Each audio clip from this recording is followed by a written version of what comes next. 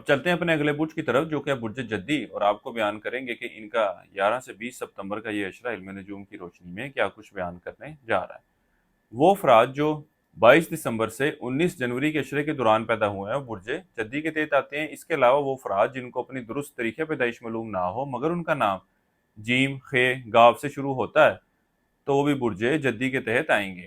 اس عرصے کا یہ وقت برج جدی والوں کے لیے، خاص طور پر وہ افراد جو ملازمت کے پیشے سے وابستہ ہیں، ان کے لیے خاصا اہم رہنے والا ہے، کیونکہ اس عشرے کے وقت کے دوران ان کو نوکری میں بڑھوتی کے امکانات نظر آتے ہیں۔ اس کے ساتھ ہی ساتھ وہ افراد جو نوکری کے حصول کے لیے بیرون ملک جانا چاہتے ہیں ان کو بھی چاہیے کہ اس عشرے کے وقت کے دوران ضرور کوشش کریں۔ اللہ کے فضل و کرم سے بہتر نتائج ملتے ہوئے نظر آتے ہیں۔ اس کے علاوہ اس عشرے کے وقت کے دوران آپ لوگوں کو اپورچونیٹیز ملیں گی کہ آپ لوگ اپنی سکلز کو امپروو کر سکیں۔ اس کے علاوہ وہ برج جدی والے افراد جو تعلیم کے حصول کے لیے کوشش کرنا چاہتے ہیں، ایڈمیشن لینا چاہتے ہیں، ان کے پاس بھی ایک اچھا وقت آ رہا ہے۔ اس وقت کے دوران ضرور کوشش کیجیے گا۔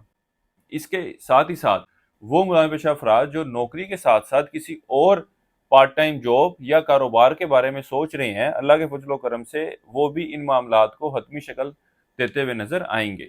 اس کے علاوہ اس عشرے کے وقت کے دوران شادی شدہ افراد کے اپنے شریک حیات کے ساتھ تعلقات میں بہتری آتی ہوئی نظر آئے گی۔ آپ کی توجہ اپنے شریک حیات کی طرف خاصی بڑھتی ہوئی نظر آئے گی، اور یہ وقت آپ کے شریک حیات کے ساتھ سیر و تفریح، گھومنے پھرنے کے لیے بھی جانے کو ظاہر کر رہا ہے۔ اس کے علاوہ وہ افراد جو شادی کے حوالے سے کوششیں کر رہے ہیں، رشتے کی تلاش میں ہیں، ان کو بھی چاہیے کہ اس عشرے کے وقت کے دوران ضرور کوشش کریں۔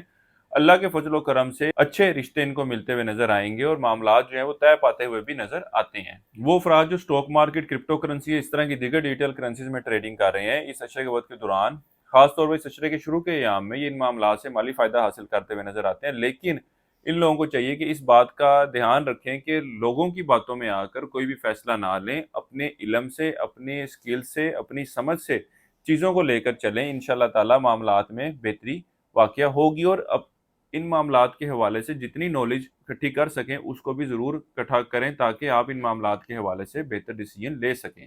اس عرصے کے لیے ایک وظیفہ آپ کو بتا رہا ہوں، یا اللہ یا حفیظ، 3 تسبیح آپ نے اسی کرنی ہے روزانہ عشاء کی نماز کے بعد، اور اپنے معاملات میں بہتری کے لیے دعا کریں۔ اس کے علاوہ اس عشرے کے دوران حسب توفیق آٹا بطور صدقے کے طور پر دینا ہے۔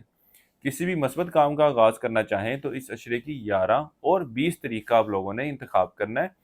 زندگی کسی بھی معاملے کے حوالے سے آپ کو مشاورت درکار ہو تو ہمارے اسکرین پر دیے گئے نمبر پر رابطہ کر سکتے ہیں۔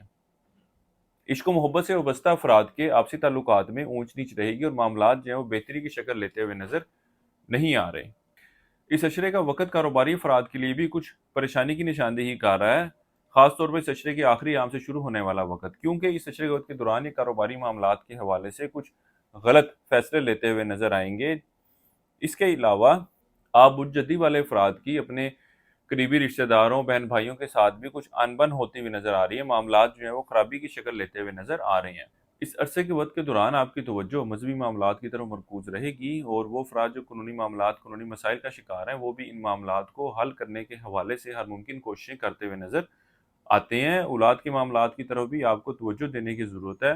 اس کے علاوہ وہ افراد جو اولاد کی خواہش رکھتے ہیں، اس عشرے کے وقت کے دوران ان کی خواہش پوری ہوتی ہوئی نظر نہیں آ رہی، اور خاص طور پر اگر آپ برج جدی والی خواتین زنانہ امراض کے حوالے سے ضرور چیک اپ کروائیں۔ اللہ تعالیٰ آپ کو صحت تندرستی والی زندگی عطا فرمائے۔ برج جدی والوں کے لیے اب تک اتنا ہی۔ اللہ حافظ۔